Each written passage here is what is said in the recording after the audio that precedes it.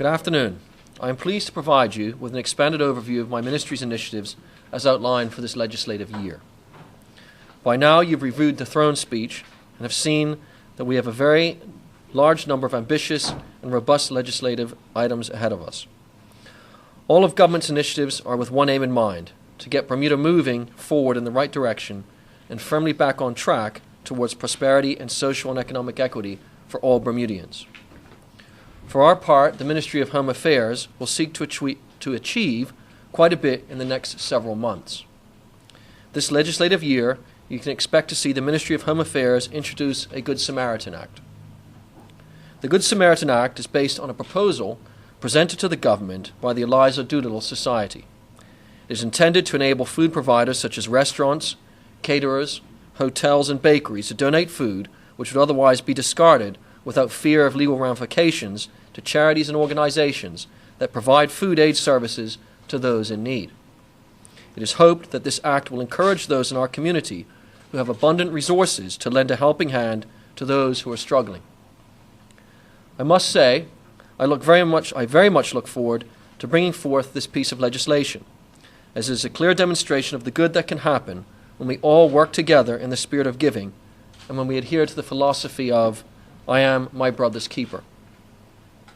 You can also expect to see from us this session amendments to the Bermuda Immigration and Protection Act 1956. We are all very keen to ensure that Bermuda is aligned with the global human rights requirements.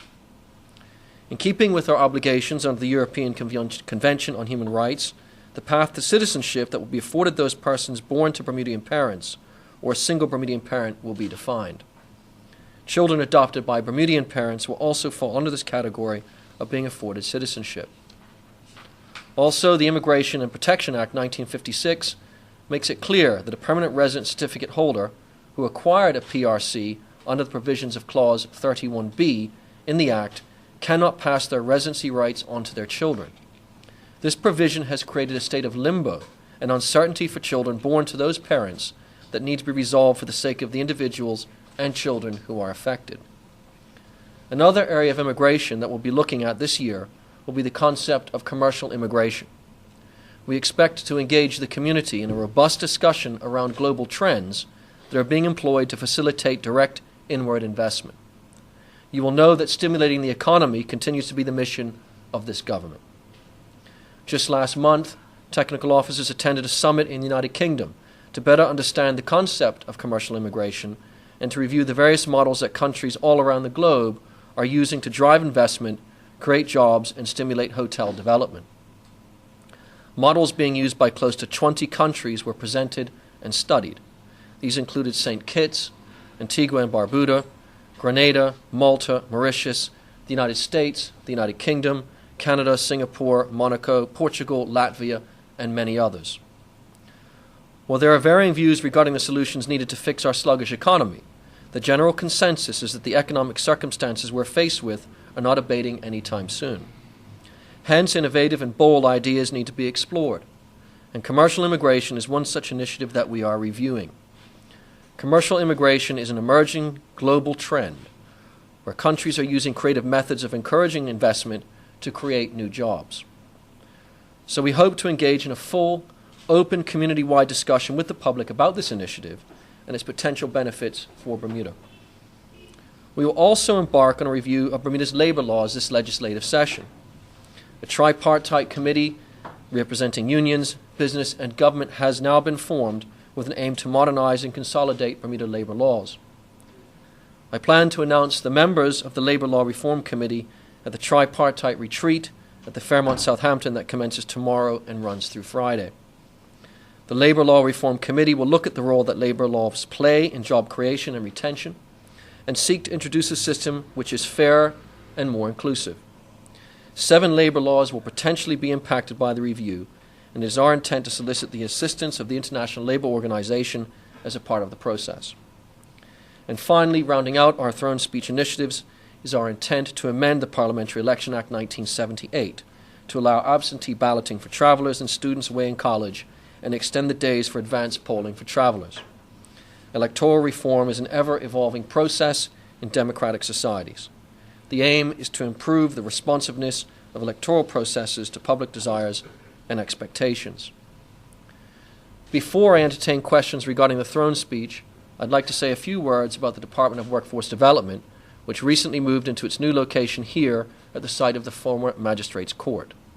Today we will formally open the Department of Workforce Development's new facility, which I believe is a significant milestone for this government, as considerable work and effort has gone into transforming this department so it can become a beacon of hope for those Bermudians who are struggling to regain their footing in the workplace. I acknowledge that the opening of this facility is a culmination of work commenced under the former administration.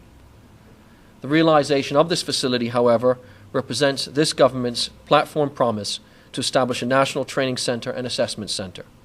Ladies and gentlemen, the creation of this department saw the amalgamation of the National Training Board and the Department of Labor and Training. The name change signaled the commencement of the transition of the department and its mission to ensure the delivery of qualified human resources to support Bermuda's economy. Much has been said over the past day or so with regard to Bermuda's human capital.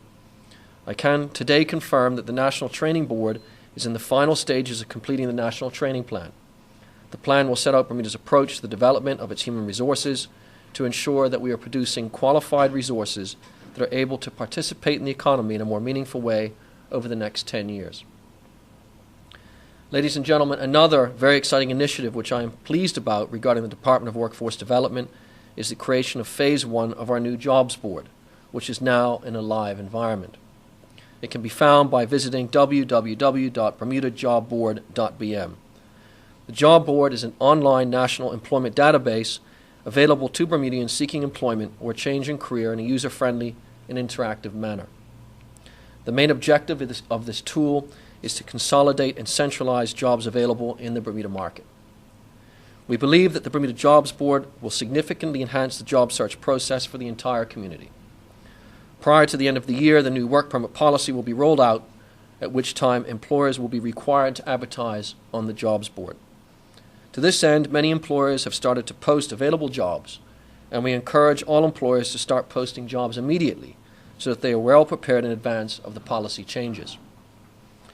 The Department of Workforce Development has been careful to partner with employers and key industry associations in order to ensure that those features that were deemed critical from an employer perspective were implemented in this new platform wherever possible. Once employers register and log in on the Bermuda Job Board, they will be able to create job opportunities, view candidate applications, and search the database for suitable candidates. Candidates who have registered can search for jobs, create a profile, and upload supporting documentation. Ladies and gentlemen, this concludes my substantive remarks today. Before I close, I just want to reiterate that the symbolism of why we're here today is very important. A mere 9 months ago, we unveiled our very first throne speech as a new government. As it relates to the Ministry of Home Affairs, I outlined an aggressive set of initiatives aimed at renewing, rebuilding, and restoring the promise of Bermuda. Training and job placement is an important component of that promise. Our plans included the creation of this very facility that we're standing in, so today is proof positive that we are indeed moving forward in the right direction towards fulfilling our promises and getting our economy and workforce back on track. Not only have we fulfilled this promise, but the Ministry of Home Affairs has worked tirelessly over the past 10 months to deliver on all of our promises. I therefore want to take this opportunity to publicly thank my technical officers led by Permanent Secretary Sherry Witter and a team of highly skilled directors and support staff. Thank you. Over the next legislative session, I look forward to working even harder on behalf of all Bermudians and all of Bermuda. Thank you.